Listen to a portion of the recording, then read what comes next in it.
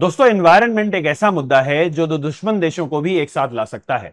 हाल ही में पाकिस्तान के पंजाब प्रोविंस की चीफ मिनिस्टर मरियम नवाज ने भारत से अपील की है कि भारत और पाकिस्तान दोनों को मिलकर स्मॉग से होने वाले एयर पॉल्यूशन या स्टबल बर्निंग से होने वाले हर साल एयर पॉल्यूशन की समस्या का हल साथ में मिलकर करना चाहिए। इसके लिए दोनों ही कंट्रीज को डायलॉग स्टैब्लिश करना चाहिए। आज हम इसी बारे में बात करेंगे कि किस तरह हर साल लाहौर और दिल्ली जैसे इंपॉर्टेंट सिटीज में एयर पॉल्यूशन की समस्या ठंड के दिनों में बढ़ जाती है, जिसकी वजह से इन दोनों ही शहरों को अपनी टूरिज्म इकोनॉमी और बहुत सारी इकोनॉमिक प्रोडक्टिविटी को लूज करना पड़ता है। इस टॉपिक पर आगे बढ़ने से पहले मैं एक अनाउंसमेंट करना चाहता हूं कि दशहरे के शुभ अवसर पर चहल एकेडमी आपके लिए कुछ डिस्काउंट्स लाई है अपने ऑनलाइन लाइव फाउंडेशन बैचेस में और साथ ही साथ रिकॉर्डेड फाउंडेशन बैचेस में। अगर आपको ये डिस्काउंट्स अवेल करने हैं तो इसके लिए आप इस कोड को यूज कर सकते हैं और इसके बारे में और जानकारी पाने के लिए आप इस वीडियो के नीचे डिस्क्रिप्शन लिंक पर जाकर क्लिक कर सकते हैं और जानकारी प्राप्त कर सकते हैं। पाकिस्तान के पंजाब प्रोविंस के हेड ने भारत से यह अपील करी है कि हमें क्लाइमेट डिप्लोमेसी स्टैब्लिश करनी चाहिए।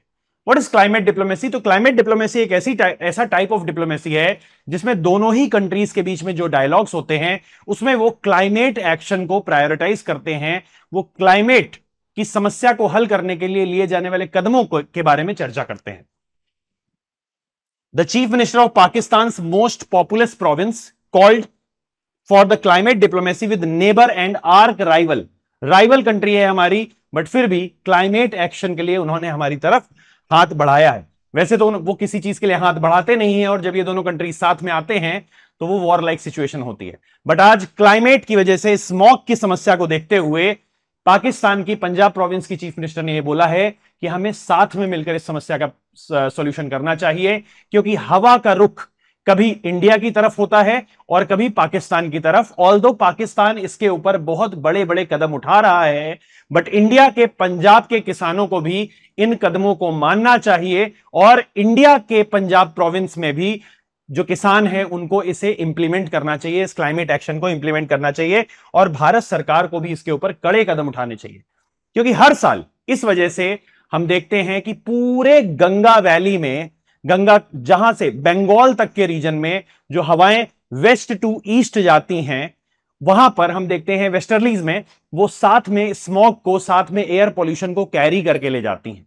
ठंड के दिनों में ये पॉल्यूशन जो होता है वैसे ही नीचे आ जाता है सैचुरेट होकर और ये रेस्पिरेटरी डिजीजेज, सांस से रिलेटेड रोग बढ़ाता है। इसकी वजह से हमारे ऊपर, हमारी सरकारों के ऊपर बहुत ज्यादा हेल्थ एक्सपेंडिचर आता है। सरकार को हेल्थ केयर में काफी ज्यादा खर्च करना पड़ता है। उस खर्चे से हम बच सकते हैं अगर हम इसके लिए सिग्निफिकेंट मेजर्स लेते हैं। तो एयर पॉल्यूशन इंडिया और पाकिस्तान में किस वजह से होता है? मेजरली स्टबल बर्निंग की वजह से, पराली जलाने की वजह से। खरीफ क्रॉप जब काटी जाती है, कैश क्रॉप्स, खरीफ क्रॉप जब काटी जाती है, एक ऐसा रीजन है जहां पर चावल की खेती नहीं हो सकती है। क्योंकि वहां पर बहुत ज्यादा सिंचाई करके चावल की खेती करी जाती है, इसलिए चावल का जो स्टेम होता है वो काफी मोटा हो जाता है और उसको उखाड़ा नहीं जा सकता है, उसको जमीन से अप्रूट नहीं किया जा सकता है। और अगर हम अप्रूट करने के लिए कोई टेक्नोलॉजी यूज करते हैं तो उसमें काफी ज्यादा इन्वेस्टमेंट होता है। तो उससे अच्छा है कि किसान उसको जला देते हैं। इसको जलाने से जो सॉइल होती है उसमें कुछ न्यूट्रिएंट्स भी ऐड हो जाते हैं। तो इसलिए इस फसल को जलाना सबसे किफायती और सबसे अच्छा तरीका है। बट इससे होने वाला जो एयर पॉल्यूशन है वो पूरे के पूरे नॉर्दर्न प्लेन्स को, गंगा का जो बेसिन है उस पूरे रीजन को एयर पॉल्यूशन में डुबा देता है और लोगों का सांस लेना मुश्किल हो जाता है। इसमें विंड डायरेक्शन बहुत इंपॉर्टेंट है। ये जो विंड डायरेक्शन होती है वो वेस्ट टू ईस्ट होती है। तो इस वजह से पंजाब के प्रोविंस में, पाकिस्तान का पंजाब प्रोविंस और इंडिया का पंजाब स्टेट और साथ ही साथ हरियाणा स्टेट में जितनी पराली जलाई जाती है उसका असर पूरे नॉर्दर्न प्लेन्स पर पड़ता है, क्योंकि हवा वेस्ट टू ईस्ट बह रही है।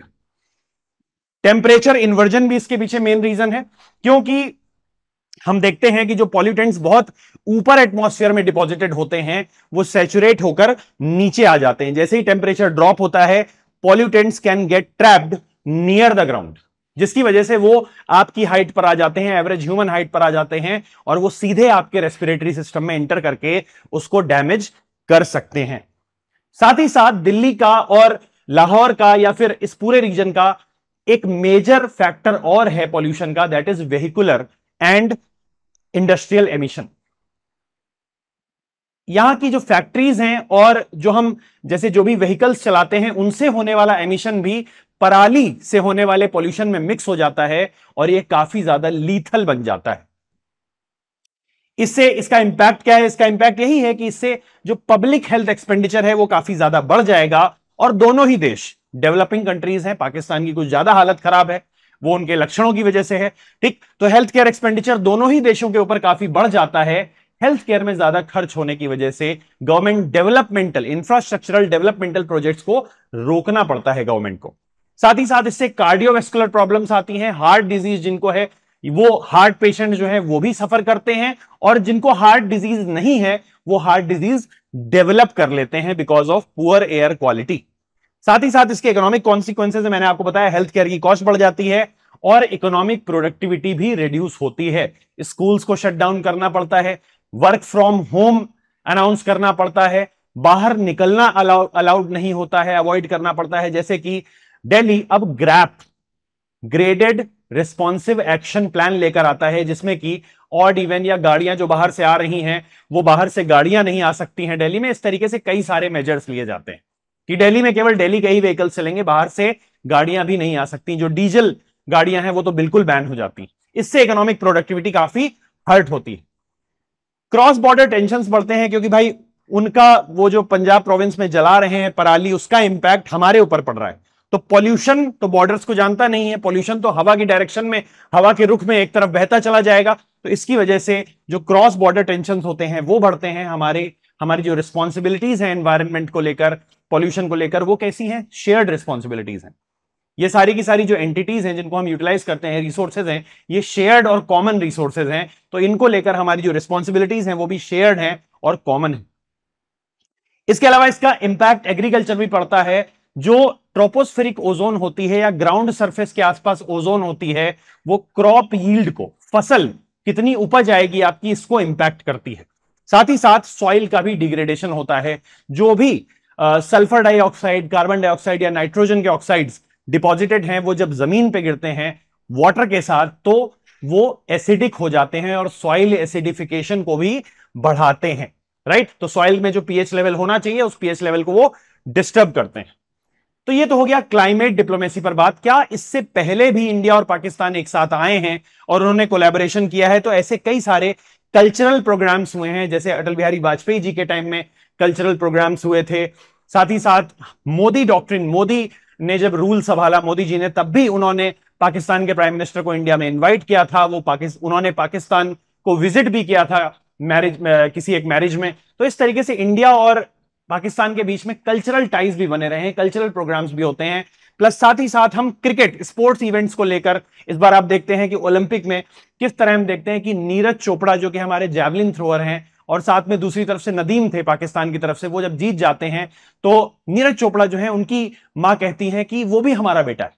तो इंडिया और पाकिस्तान कहीं ना कहीं इमोशंस शेयर करते हैं, बट फिर भी पॉलिटिकल राइवलरी तो है ही, राइट। तो स्पोर्ट इवेंट्स, अगर हम क्रिकेट नेशनलिज्म की बात करें तो cricket matches and other sporting events often serve as a platform for people to people contact.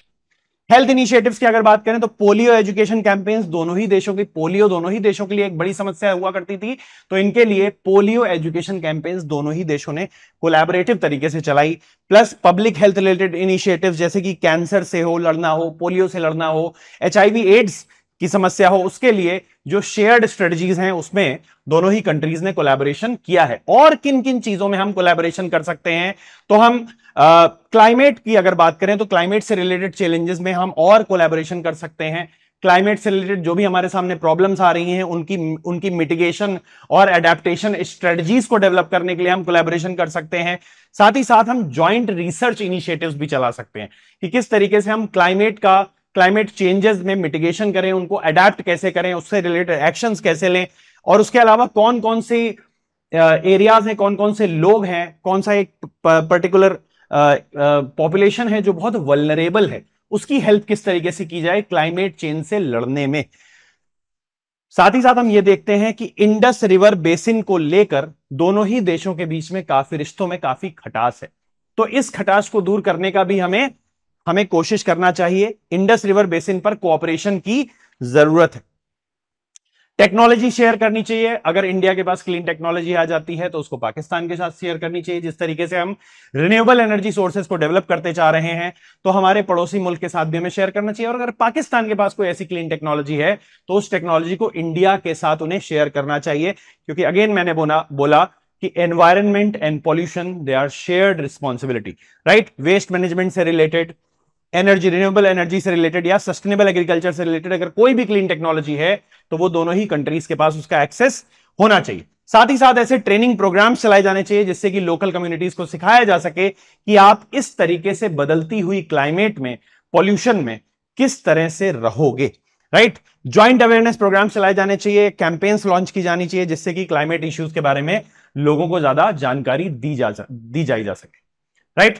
इससे रिलेटेड एक मेंस का क्वेश्चन भी मैंने आपको यहां पर दिया हुआ है कि air quality deterioration poses a significant challenge. मतलब एयर क्वालिटी जो लगातार डिग्रेड होती चली जा रही है वो बहुत मेजर चैलेंज आपके सामने रखती है। अब उस चैलेंज से इंडिया और पाकिस्तान एनवायरमेंटल सस्टेनेबिलिटी को प्रमोट करते हुए किस तरीके से लड़ेंगे। Analyse the common sources and impacts of air pollution in these countries. क्या सोर्सेज हैं, पराली जलाना हो गया, वेहिकुलर एंड इंडस्ट्रियल पॉल्यूशन हो गया, तो इस एमिशन हो गया। तो इस तरीके से कुछ कॉमन सोर्सेज हैं और साथ ही साथ इनके ऊपर कुछ कॉमन इंपैक्ट भी हैं, तो उसको भी हमें यहां पर एनालाइज करके बताना है। Discuss potential avenues for bilateral cooperation to address this pressing problem. हम किस तरीके से दोनों कंट्री साथ में मिलकर इस प्रॉब्लम से लड़ सकते हैं, जैसा कि पाकिस्तान के पंजाब प्रोविंस की चीफ मिनिस्टर मरियम नवाज ने भारत से एक्सपेक्ट किया। I hope this discussion will help you in your preparation. Thank you so much. And for such videos, such informative videos, stay tuned to the channel and subscribe to the channel. Thank you.